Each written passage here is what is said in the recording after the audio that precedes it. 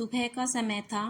गांव के सबसे बड़े मकानों में से एक हवेली के आंगन में शारदा देवी तुलसी को जल चढ़ा रही थी। उनके चेहरे पर संतोष था।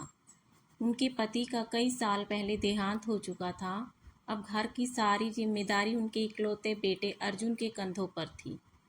अर्जुन मेहनती, ईमानदार और अपनी माँ का आज्ञाकारी बेटा था। उसकी पत्नी सीमा भी अपनी सास की सेवा में कोई कमी नहीं छोड़ती थी।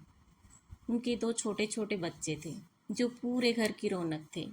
शारदा देवी की दो बेटियां थीं, पूजा और रीना। दोनों की शादी अच्छे घरों में हुई थी। त्योहारों पर वे अपने अपने पतियों के साथ मायके आती थी। बाहर से देखने पर परिवार बहुत खुशहाल लगता था, लेकिन लालच धीरे धीरे उनके इस घर की खुशियां निगलने वाला था। रक्षाबंधन पर पूजा और रीना अपने पतियों के साथ मायके आई।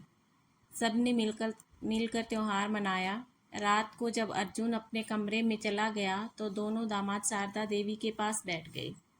माँ जी, बड़े दामाद ने मीठी आवाज़ में कहा, आपने कभी सोचा है कि आपकी इतनी बड़ी संपत्ति का क्या होगा? शारदा देवी बोली, सब बच्चों का ही तो है। छोटे दामाद ने चालाकी से कहा, लेकिन अर्जुन तो सारा कारोबार संभालता है। कल को अगर उसने सब कुछ अपने नाम कर लिया तो पूजा और रीना को क्या मिलेगा? शारदा देवी हंसकर बोली, मेरा बेटा ऐसा नहीं है। दोनों दामाद एक दूसरे को देखकर मुस्कुराए। उन्हें पता था कि शक का पहला बीज बो दिया गया है। अगले कई महीनों तक जब भी बेटियां मायके आती वही बातें दोहराती। माँ, भैया आज आपकी सेवा कर रहे हैं क्योंकि सारी ज़मीन उन्हीं के हाथ में है। कल को सब अपने नाम कर लेंगे, तब आपको कोई नहीं पूछेगा। धीरे धीरे शारदा देवी का विश्वास डगमगाने लगा। एक दिन बड़े दामाद ने नकली कागज़ बनवाए और शारदा देवी के सामने रख दिए। देखिए माँ जी, अर्जुन आपकी ज़मीन अपने नाम कराने वाला है। शारदा देवी ने बिना कुछ समझे कागज़ देखे और गुस्से से कांप उठी। उसी समय अर्जुन घर लौटा। माँ, क्या हुआ? शारदा देवी चिल्लाई, तू इतना गिर जाएगा मैंने कभी सोचा नहीं था। अर्जुन हैरान रह गया। माँ, मैंने क्या किया? उन्होंने नकली कागज़ उसके सामने फेंक दिए। अर्जुन ने कागज़ पढ़े और समझ गया कि यह किसी की साजिश है। माँ, ये सब झूठ है, मैंने ऐसा कुछ नहीं किया। लेकिन शारदा देवी अब किसी की सुनने को तैयार नहीं थी।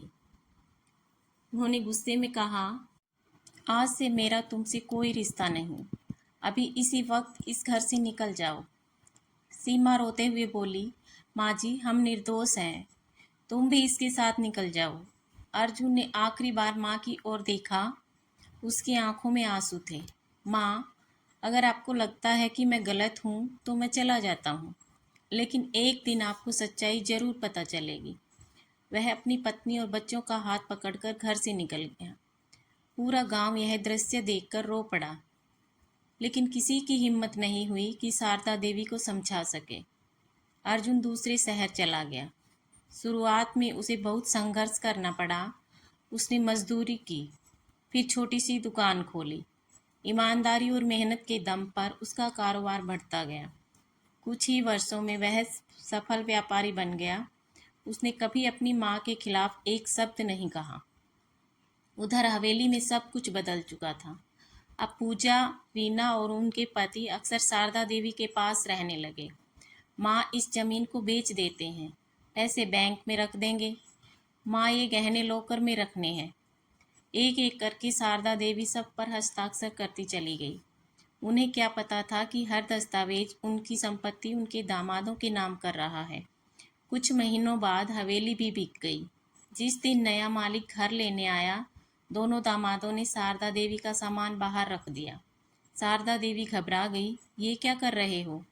बड़े दामाद ने कहा, अब ये घर हमारा नहीं रहा तो मैं कहाँ जाऊँ? रीना ने मुंह फेर लिया।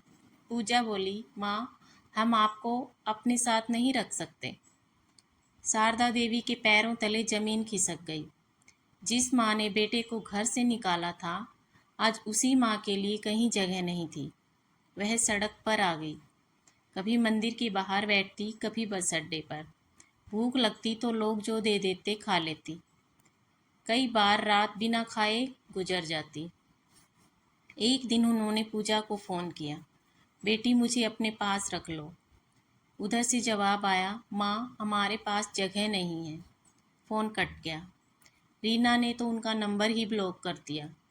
शारदा देवी पहली बार समझ गई कि उन्होंने किस पर भरोसा किया था और किसे खो दिया। उधर अर्जुन की पत्नी सीमा कई बार कहती, अगर कभी माँ मिल जाए तो उन्हें घर जरूर ले आएंगे।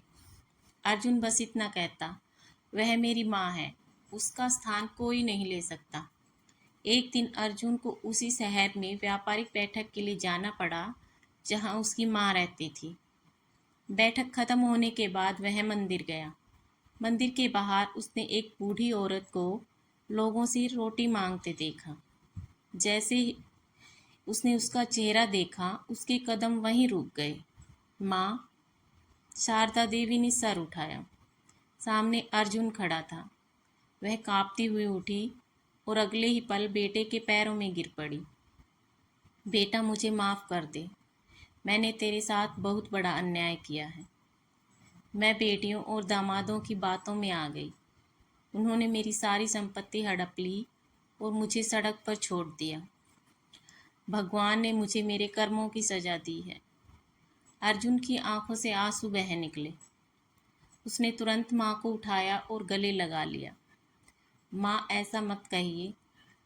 आपके पैर पकड़ने की नहीं, आपके आशीर्वाद की ज़रूरत है। शारदा देवी फूट फूट कर रोने लगी। क्या तू अपने साथ ले जाएगा मुझे? अर्जुन मुस्कुराया। माँ, बेटा चाहे कितना भी दुखी हो जाए, माँ का घर उसके दिल में हमेशा रहता है। चलिए घर चलते हैं। सीमा और बच्चे जब शारदा देवी से मिले तो उन्होंने उनके पैर छुए। सीमा बोली, माँ जी, अब पुरानी बातें भूल जाइए। पोते पोतियाँ दादी से लिपट गए। शारदा देवी की आंखों में फिर से जीवन लौट आया। कुछ दिनों बाद उन्होंने पूरे परिवार के सामने हाथ जोड़कर कहा, मैंने अपने जीवन की सबसे बड़ी गलती की थी। मैंने अपनों की जगह लालचियों की बातों पर भरोसा किया। याद रखना, जो रिश्ता स्वार्थ से जुड़ा हो वह मुश्किल समय में साथ नहीं देता। सच्चा रिश्ता वही होता है जो बिना किसी लालच के आपका साथ निभाए। अर्जुन ने माँ का हाथ अपने हाथ में लिया और कहा, माँ, परिवार वही पूरा होता है जहाँ माफ़ी और प्यार दोनों हों। शारदा देवी की आंखों से खुशी के आंसू बह निकले। जिस बेटे को उन्होंने एक दिन घर से निकाला था, उसी बेटे ने उन्हें फिर से घर ही नहीं, सम्मान और अपना दिल भी दे दिया।